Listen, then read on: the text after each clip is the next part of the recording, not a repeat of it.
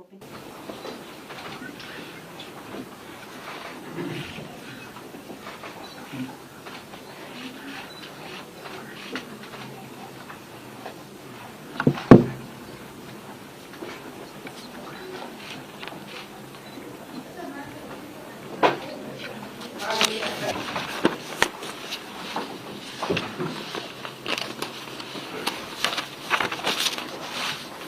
So this matter was filed in court yesterday, 19th of January, and following submissions made by the investigating officer and the prosecutor, this court issued a warrant of arrest against the seventh intended accused, Jimi Richard Wanjigi, and summoned the rest of the intended accused persons, including Irene Nziza Wanjigi.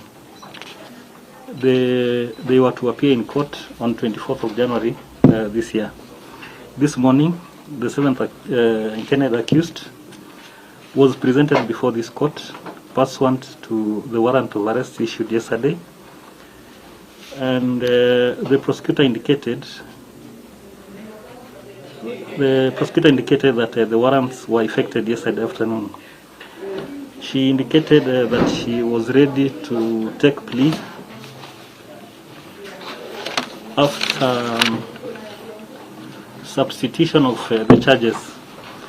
Mr. Willis Otieno, appearing for the seventh intended accused, submitted that the warrant of arrest was issued without the intended accused being summoned as required to appear in court or any police station. High Court yesterday, which orders restrained the Inspector General of Police, the Director of Public Prosecutions from instituting, arresting, preferring, registering, and or continuing any criminal charges against Jimi Wanjigi and Irene Nziza Wanjigi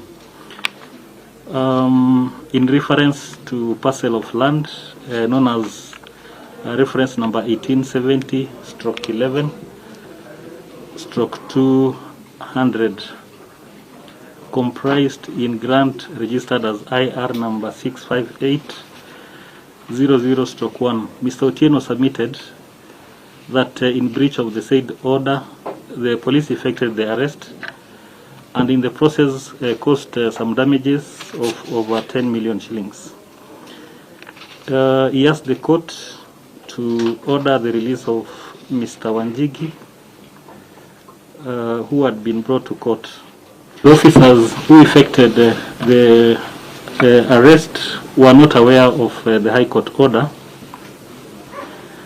and that from the order which he was served with in court, there was no order restraining the DCI from effecting the warrant of arrest.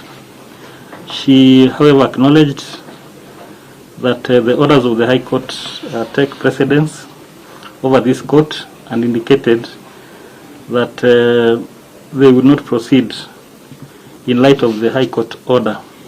She, however, sought time to verify the order, which she did, and confirmed that the order was genuine.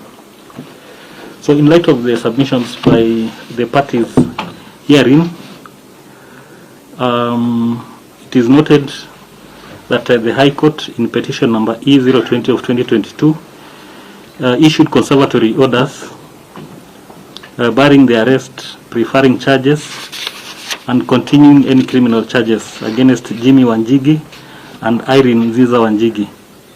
And therefore, the proceedings in this matter cannot proceed until further directives are given by the High Court upon hearing and determination of petition number E020 of 2022.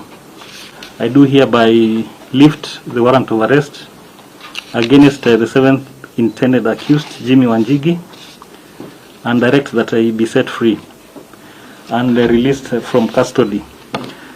The summons issued by this court against Irene Nziza Wanjigi are also suspended pending the determination of the High Court petition.